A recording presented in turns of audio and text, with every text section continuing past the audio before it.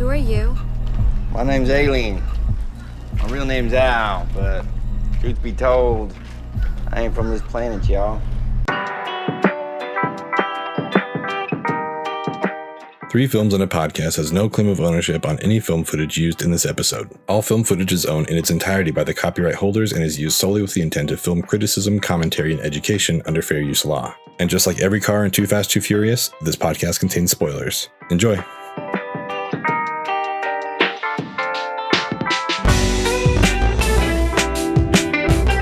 Hello and welcome Back-Ack to Three Films and a Podcast, the show where three friends challenge each other to broaden their cinematic horizons through a series of unique rounds. My name is Ben Lawhorn and I'm here in Salt Lake City. I am joined as always by Tyler Beck, who's up in Portland, Oregon. Ack. And Matt Weiler down in Pleasant Grove. Yes, hello. Just playing it cool. For those new to the show, let me be the first to welcome you to our movie club. What began as a club between the three of us and just an ever-growing group text has evolved into this podcast that you're now listening to. So we'd like to welcome you. Thank you so much for joining us, trying to build this community here of people who love movies and love discovering new things. Yeah, we thank you all for being here and supporting us. You can like and subscribe anywhere that you're hearing this or watching this: YouTube, Spotify, Apple Podcast. All of it's great. Spread the word, tell your friends, tell your lovers, tell your enemies, just let everyone know. We're just trying to build a community here. So thank you so much. And you can go to our website, threefilmspod.com for all the episodes are there, any merch, there's Patreon, there's all kinds of stuff. So everything you need is there. In today's episode, we are talking about track 14 from the Misfits 1997 American Psycho album, Mars Attacks.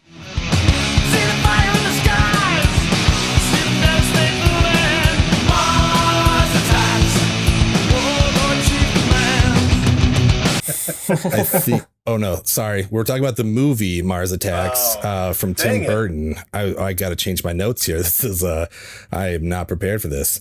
But before we get into the movie, we have a very special guest with us, and I would like to introduce Brian Rowe from the Film at 50 podcast. Brian, thank you for joining us.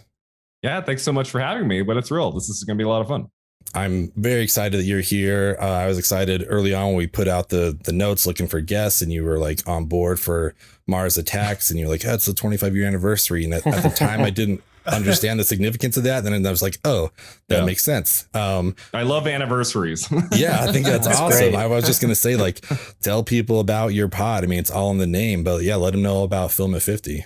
Yeah, so Film at 50 started in September 2020. We look at films released 50 years ago and talk about how film has evolved over the last 5 decades, kind of what's gotten better, what's gotten worse, what has changed, what has stayed the same. And it's really fun for me because the 70s might be my favorite decade of movies, and it's given me an excuse to not just see the big ones, but really dig deep and find some hidden gems that I normally wouldn't have watched, and with a lot of great actors that we still know today that made films at the time that a lot of people aren't really talking about now. So it's been a lot of fun. I have a new guest pretty much every week. We drop on Fridays, and I have bonus episodes every month. We do 20th anniversary, 25th anniversaries. I also have interviews at times. I interviewed Julie Dawn Cole, who played Veruca Salt in Willy Wonka and the Chocolate Factory in June. That was a thrill. That's and awesome. So, yeah, it's just a celebration of films of the 70s and kind of how things have changed over the last 50 years in movies. I love it. I think it's a great idea. I think it's a great pod. I listened to the Willy Wonka episode, which I don't know. I love that movie. I loved all of your guys' both of your thoughts on it. You know, it's just like, it's so different when you're a kid watching. I'm like, oh, this is a lot of fun. And then you watch it as an adult. It's like, this is weird. There's like this man belongs in prison. Yeah. It's like, it's a great, weird movie for kids. Like it's not like Wizard of Oz where it has some darkness in it. Willy Wonka is like really crazy, like for younger viewers. In that same vein, like kind of Mars Attacks is the goofy movie for adults, whereas Willy Wonka is the goofy movie for kids. So it's like the other side of the coin of this week's episson. Yeah, I don't know like who Mars Attacks was made for, honestly. We'll talk about that, I'm sure. I think it was just made for Tim. Yeah. The Willy Wonka thing I think is funny. I think we're all kind of in the same group, like age group. And it was just so interesting to learn later on watching more movies. I'm like, oh, Gene Wilder did not do family films like normally. This was like kind of weird to watch some like stir crazy. Like my favorite is Hear No Evil, See No Evil. It's like, oh, this is who Gene Wilder is. This like Willy Wonka was the weird thing he did. Like normally he was like doing this other comedy, but I love your podcast. I actually just listened to the Independence Day episode also. Oh, okay. Because I think that'll kind of tie into our episode. Both of those coming out in the same year. 96. One definitely influencing the other. At least the reception of the other, not necessarily the movie itself, but how it got received, I think. Yeah. But the only quibble, or not quibble, but my heart broke a little bit when I heard that you didn't love Multiplicity, because that's like on my Michael Keaton Rushmore Mountain. I was like, oh, I love that movie, but that I didn't love it. yeah. But I think also I didn't see it in the theater, so I didn't go in. I found it later on, so it was fine. But I imagine like going into the theater, you're expecting that Michael Keaton. It's like, what is this? Like I totally understand that movie. It, it's been a long time. I might like it more if I saw Multiplicity now. I just remember seeing it opening weekend with friends, and I was like, it's not great. Exactly. Yeah, it's not what you think it's going to be. I forget. There's some other movie you guys talked about. You wins. Cable Guy. When you're expecting like Ace Ventura, Dumb and Dumber, Jim Carrey, then you get. We didn't get that again. Yeah, like, we talked about movie, but just not something you're ready for. Yeah, we talked about Independence Day for like 20 minutes. Then we touched on all the major films of summer '96 from May to August. Yeah, and so we didn't get to Mars Attacks. That was December. Yeah, but we touched on all the big ones like Cable Guy and The Rock and Twister, which I love. Twister. It was a year. It was a great summer. I was 11 years old in the summer of '96. That was a great summer for 11-year-olds. That was perfect. Movie buffs. I was 13. So yeah, I think we're all just kind of in that same group. So that was a good year for movies for kids for sure. But yeah, okay. So welcome to the pod. We're so glad that you're here joining us. Like I said, we kind of consider this a movie club, and we like to refer to our guests as members of the clubhouse. But we do have 3 clubhouse questions that we like to ask every one of our guests the first time that they're on. It kind of helps us to get to know you a little bit better. People who may have not listened to your pod, this is just kind of a brief, I guess, synopsis or intro into who you are as a movie watcher. So I will kick off with my question, which is something I love to ask people who I know love movies. If you are on a deserted island, you can watch a movie, you got a TV, Blu-ray, you got the full setup, and you can take the filmography of one person, either an actor or a director. Who would it be? Like if they're still working now, you'll get the stuff they continue to do. They'll fly it out there. They'll fly it out. And they're not going to send you food or help, but it's just like, hey, here's what this person did a couple years ago. So now you have it. I want to keep you up to date on the culture, So yeah, anyways, that's what I love to hear from people. So who would your desert island actor or director be? Oh, it'd be Alfred Hitchcock, no question. I mean, that man made 52 films over 50 years between 1925 and 1976. And not to say I love every single one of them, but I would say at least 30 to 35 of his films I think are pretty solid, or if not amazing. And so he would keep me busy for a while. I wouldn't want to pick a director who made like 5 films, and I'd get kind of sick of his work after.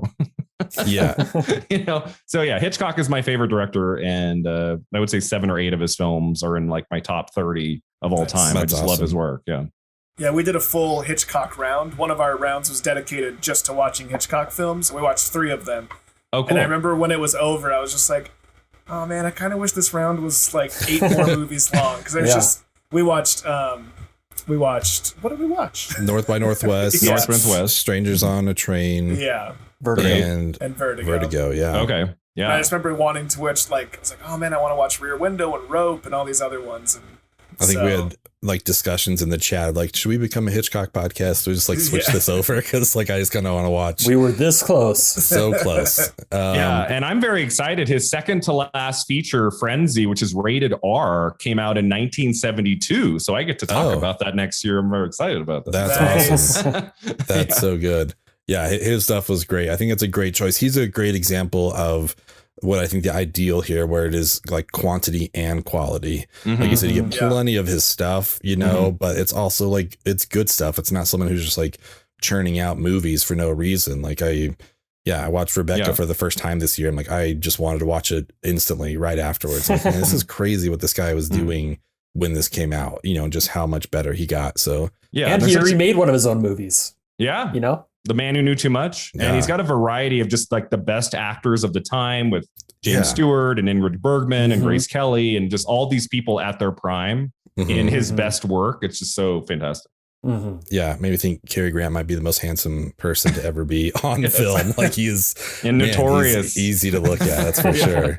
Yeah. No, I think it's a great answer. I love it. I love Hitchcock. I think it's also the first time that we've heard that, which is another thing I really love. Wow. Okay. We always I think we've only had one repeat answer ever.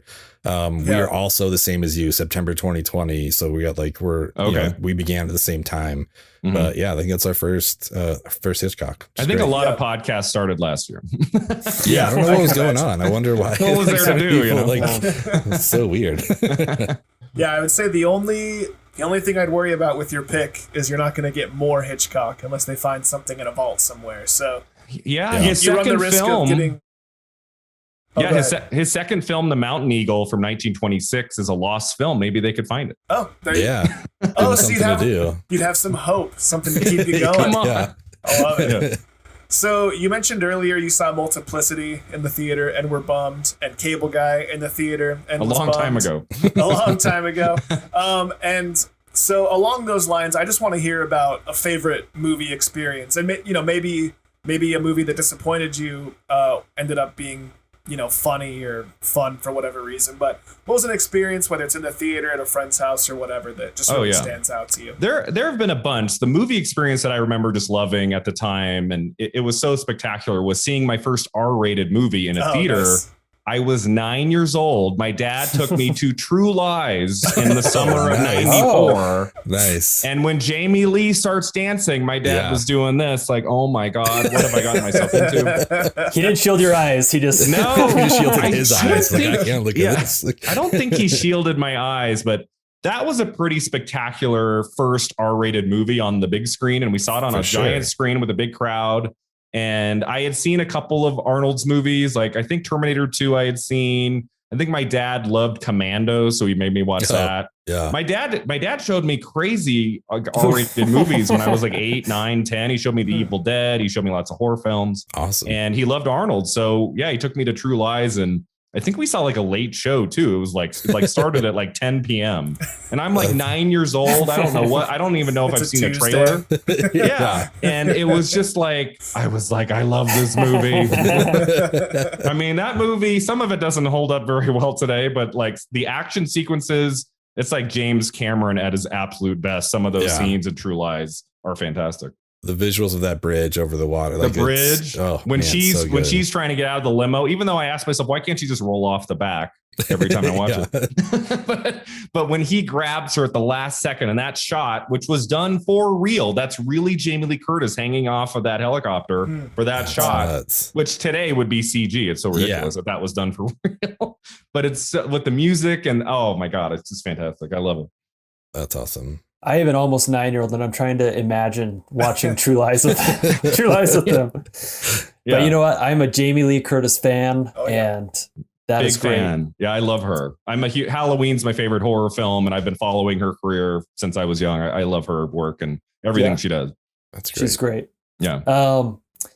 So we've done a couple rounds where we've selected a movie that we personally love. That we feel either is underappreciated by the masses or nobody we know has really seen it. And we've categorized those movies as unsung gems. And so I would like to know what you would consider your flagship unsung gem that you feel just gets, underappreciated. I mean, I'm not sure if it's necessarily an unsung gem because it just dropped on Criterion earlier this year. And everybody I talked to who've seen it, they absolutely love it. But I would say the one movie in my top 10 of all time that I still feel like a lot of people have not seen or appreciate, and that's Albert Brooks's Defending Your Life from 1991, starring Meryl Streep and Rip Torn and Lee Grant. It's a movie I discovered in high school, and it's just a fascinating story and really funny. This idea of like, oh, we're going to go to the afterlife, and you watch your whole life play out in front of your eyes on a screen. And it's like you're on trial for your life. And if you pass, you get to go to the next level. if you don't pass, you have to go back to Earth and try again. And it's got so many cool ideas. And I've always loved the work of Albert. Have any of you seen Defending Your Life? I'm just looking it up right now. It's awesome. Yeah. I mean, I almost think he's more known for some of his acting, like in Drive, where he's the villain, which I love him in Drive with Ryan Gosling, and Broadcast News with Holly Hunter and William Hurt by James L. Brooks. He got his one and only Oscar nomination for supporting actor for Broadcast News, which he's so funny in too. Mm-hmm. But I feel like more people know his 1985 comedy Lost in America with Julie Haggerty more so than Defend Your Life, even though it has Meryl Streep in the female lead, one of the most famous actresses of all time. It's not like her most magnificent performance ever put on film. She's just kind of playing the girl. So it's kind of like, it's interesting that my favorite Meryl Streep movie is the one where she's just like herself. But it's just a delightful film. It's got a wonderful, heartwarming ending, and I've seen it at least 20 times. I just think it's great. And I always tell people to watch Defending Your Life. It just dropped on Criterion in March. Oh, and I need to pick it up. I don't have it yet. Yes, you do. But it has, I think, a couple interviews. I think there's a new interview with Albert Brooks, and so I think I might order that for the Criterion sale. Get on that Barnes and Noble, right? Yeah, that's awesome. Yeah, that's one that has for me.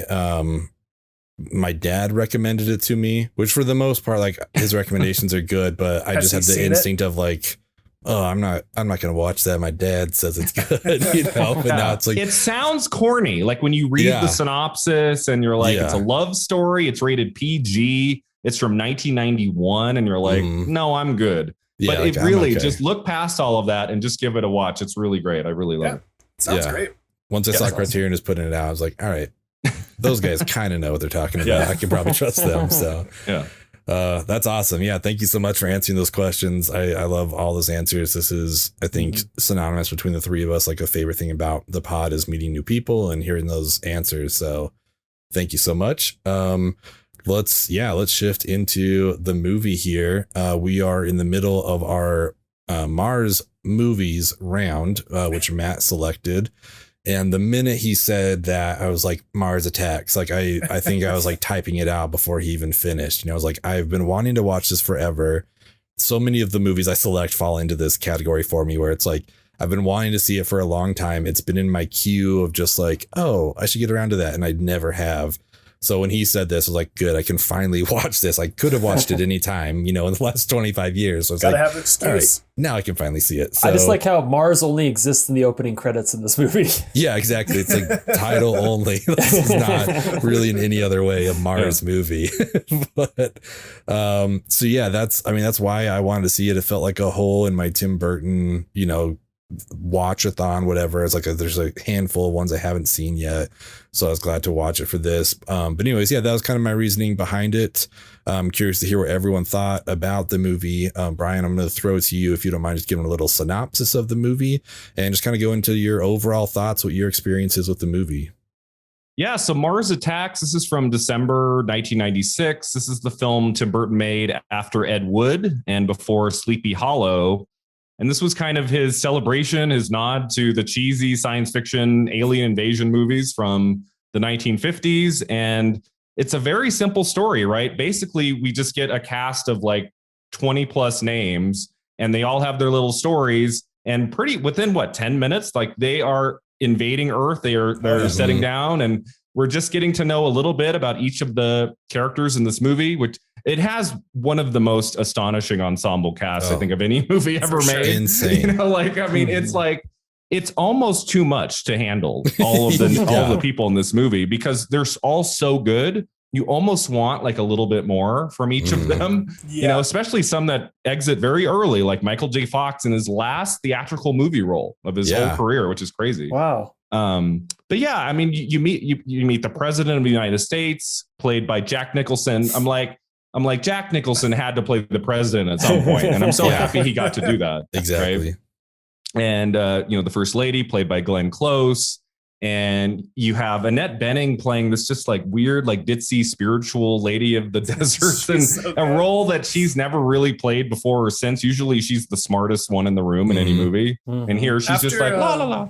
After seeing Close Encounters, I feel like she was sort of doing an impression of, I forget the woman's name that goes with Richard. Oh, yeah. Yeah, but yeah, just like a whatever, a ditzy or whatever, more free-spirited version. Yeah, of that. I feel like it was like, just be her, but yeah, a little more off. She looked like she was having fun though. I loved that performance, but we'll talk about that later. But anyway, on. it's kind of like the anti-Independence Day of 1996. Independence Day treats the alien invasion genre very seriously all the way through for the most part. And then Mars Attacks comes just a few months later. I'm sure the people who made Mars Attacks were like, maybe we should have come out in 95. Maybe we should have come out a little bit earlier. I remember seeing this opening weekend in December 96 with friends, and I recognized that the tone was very different from Independence Day, but I still enjoyed it a lot. It's a fun romp. It's not very long. It moves along at a very fast, kind of brisk pace, and you have so many people to follow. Like, there's not a whole lot of this movie I feel like it's very boring or that drags in any way. But yeah, in the years since, I almost feel like I liked it more when I was younger. Watching it again yesterday for the first time in at least 10 years.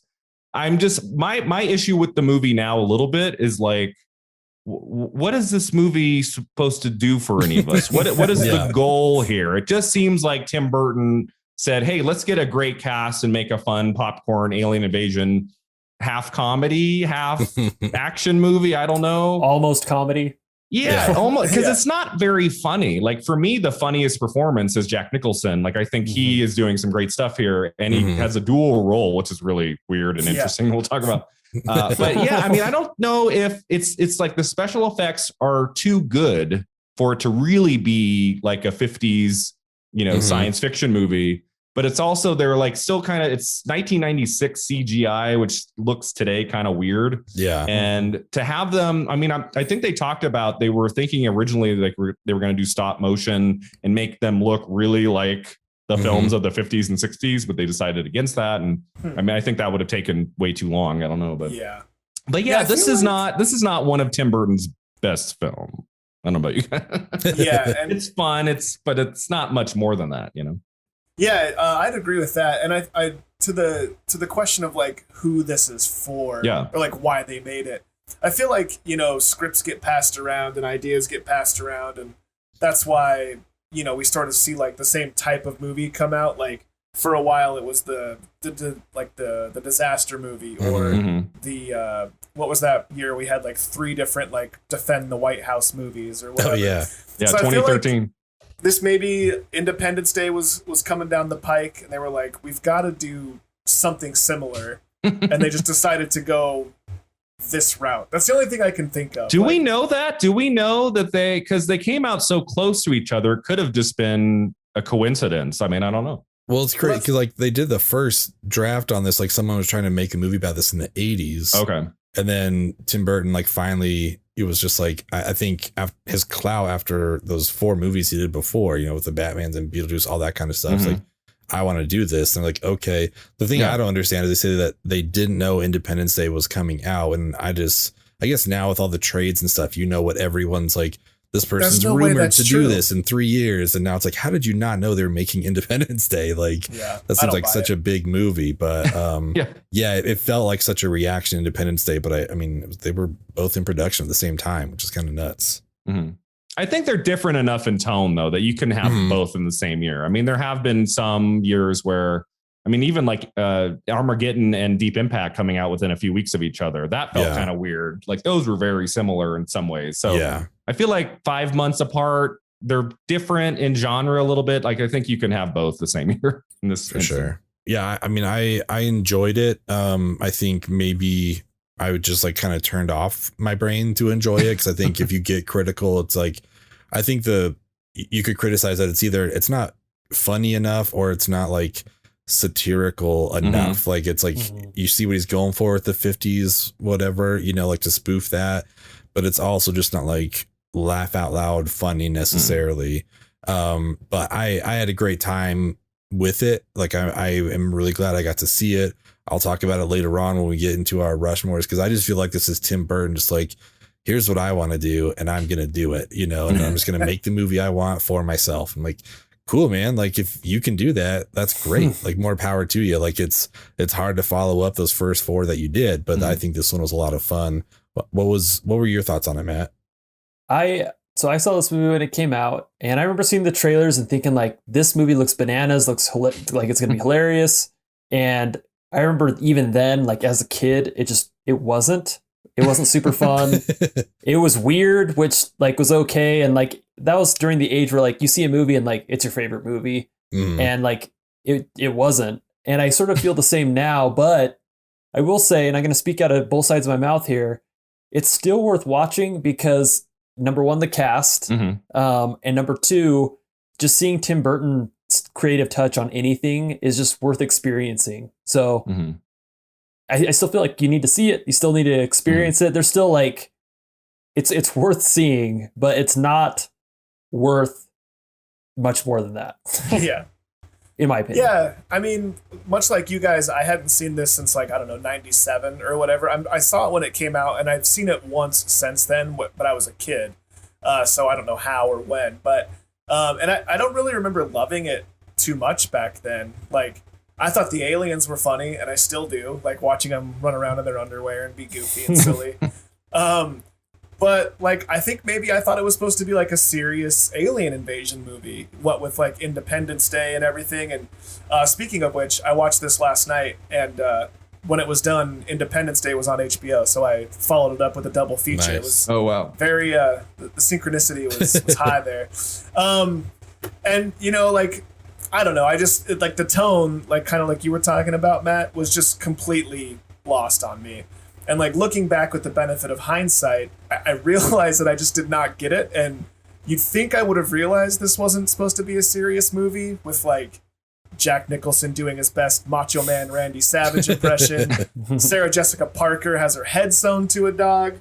And like Tom Jones going full on Cinderella at the end of the movie. I love that so much. But, you know, I guess, you know, chalk it up to being too young, I suppose. But I, you know, for whatever reason, I don't know. I just loved watching it. I think this movie rules. And like, don't get me wrong, it's a fucking stupid movie. Like, it's really stupid. But I just think it's supposed to be stupid. And, you know, kudos, Mr. Burton. You did it. You really knocked this one out of the park. And I'm glad you did, because I had a fun time watching it. But yeah, it's just, to say who it's for, I don't really know, but I don't know.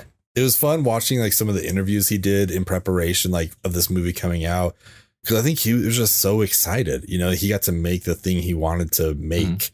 You know, this kind of feels like, this is a horrible analogy, but it felt like with Tarantino and Once Upon a Time in Hollywood, he got to make like his love letter to Hollywood. He's like, I don't know who this is for, but I want to do this, you know? This is like, for me. This is exactly. For like, this is the movie for me, you know? And this is, so he's like, yeah, this is what I want to watch. And that's great. And he did it.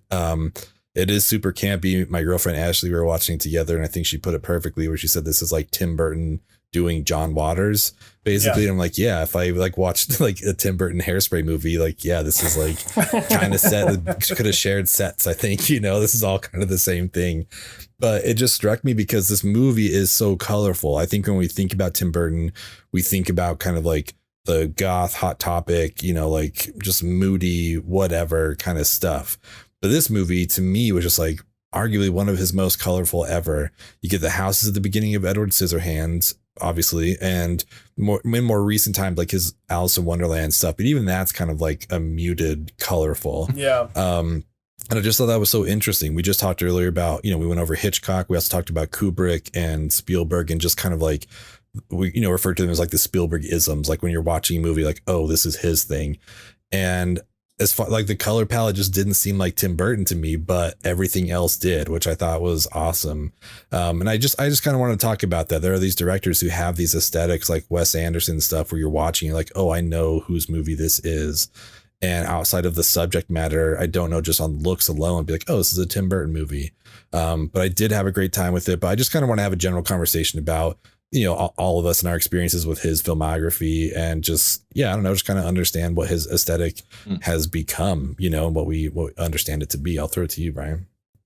Yeah, Tim Burton, when I think about his work, especially the early films, it's about playfulness, inventiveness, and trying weird, surreal things that not a lot of directors were working with at the time. I especially think of Beetlejuice and, you know, the cast he got for that movie. And the way he uses like stop motion in that, and then some puppets, and then there's like some, I mean, he uses like every trick in the book, but I feel like his best work is when it's kind of surreal and playful and doing kind of wacky, crazy things, but to serve a story that I think, for example, like Beetlejuice, I think tells a more interesting story than Mars Attacks does. You know, like, for sure. I get more wrapped up in the characters in Beetlejuice more so than this film.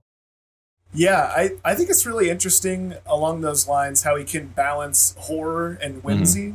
You know, like his more like literal nightmare movies like Nightmare Before Christmas, or nightmarish movies like Beetlejuice, they seem like more or less harmless. You know what I mean? Like even in Beetlejuice, I mean, it's creepy, but it's not necessarily scary, and it seems harmless, and you're not like afraid of what's going to happen in that movie.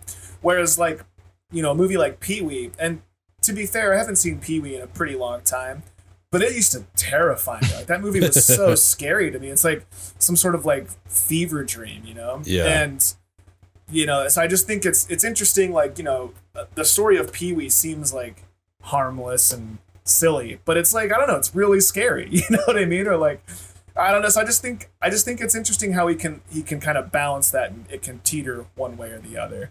And I think that's a good example. Like, I forgot about Pee-wee and that whole color aesthetic too. And that's very vibrant and stuff. But yeah, that house in the wrong like movie is creepy as shit. like that, like that's a scary house to be in, you know, Pee-wee's, but it's a fun movie. Whereas like Beetlejuice, you know, when he's in that waiting room, like all those people are scary, but they're played for comedic effect. And you're like, oh, this is like, look at that dude's shrunken head. That's hilarious. But if I was actually sitting next to that guy, I'd be like, where the fuck am I? This is crazy. Like, this is insane. So yeah, I mean, all those points are great. I also just like kind of lean back on the Danny Elfman score. I think that's Danny one way you Elfman. just know it's a Tim Burton movie. Like, you could, just listen to it, you know, like, oh, okay, this is more than likely a Tim Burton movie. I hear Danny Elfman's probably, and I think their duo, I don't know, we've talked about duos before and didn't bring them up. Like, I think they kind of get forgotten about. It's just like this pair of like, you know, it's like Spielberg and John Williams, or Hitchcock and, you know, Bernard Herrmann, who we talked about earlier, like these people who have worked together and create this great stuff. And like, they almost like elevate each other's work, which I think is awesome. So that was kind of my thoughts on watching like this. The Elfman pairing is always, it's perfect. What about you, Matt? I mean, a lot of Tim Burton's movies are like that dark, moody, monochromatic, you know, vibe with like pops of color, but color is something that he uses very strategically in all of his movies. And so color is, I think, part of his aesthetic. This felt more of like a closer relative to Beetlejuice. But like you said, like he's had more color since with like Big Fish. Alice, like you said, Alice in Wonderland, Willy Wonka, or the Charlie and the Chocolate Factory. So he's not a stranger to like more vibrant color. But I would say it was fun to see some of that more like playful, like stop motion-y type stuff in this movie integrated with like a live action sort of thing, since he's kind of been the stop motion guy of our era. And just with how much he's brought to the table with that. So it's cool to see that. But I think for me, like the Tim Burtonisms is like just like the bizarre costume designs and set designs, and like it's like he has this creative team come up with something and then he just like pushes it even further more bizarre. Like I would love to see like the earlier sketches of like the aliens, and I imagine like they're probably similar to what we see in the film, but just like less insane. And he's just like, no, bigger brain, bigger eyes, weirder costumes, and Make like it bigger. Yeah. I just feel like it's always a little more bizarre than like your normal creepy filmmaker aesthetic would come up with. And so, and I think honestly, that's probably my favorite alien design that I've seen. I loved everything about the alien design. Yeah, I really, really want to see the all Martian prequel to Mars Attacks. You know, preferably where we don't have to listen to Back-Ack the whole time. We can actually keep the Back-Ack. All Back-Ack. It's subtitles. Everything's Back-Ack, but we get subtitles this time. One thing I just kind of thought about when you were talking, Matt, something you said brought it into my little noggin. But he does such a good job of creating a huge world and sticking to it, and these worlds don't make sense, but he stays within the rules of that world. And so I think that's the Tim Burtonism. Like, none of his worlds make sense, but he's able to make sense of them. And he can put you somewhere where maybe that's why the color doesn't pop out as much, because everything is so crazy, but it all wraps up into this neat little package. And so it just doesn't. Yeah, like Batman Returns, he like penguins on this giant rubber duck, and you're not like, why is there a giant rubber duck? You're like, oh crap, Gotham's effed. Yeah. Here it comes. No, I think it's very believable. Like he creates these worlds that you buy into it immediately. I think he has a great ability to do that. Brian, you mentioned it earlier. This cast is insane. I'm pulling up the IMDb for anyone who's listening or watching. I'm going to read off like the main people on the IMDb who for most movies you can do like 3, maybe 4. Yeah. But this is all just the people at the beginning of the IMDb. I'm going to just go through this quickly.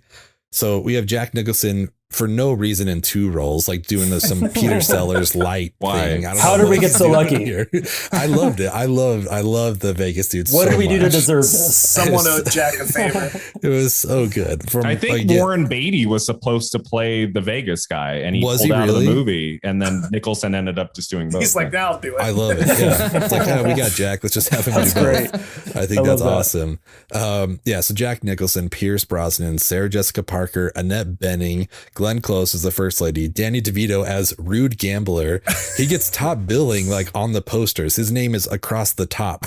He's in 2 minutes of the film. Yeah, was he a producer or something? He just doesn't. I don't know. I just love that he doesn't even have a name. It's just Rude Gambler. That's all he is.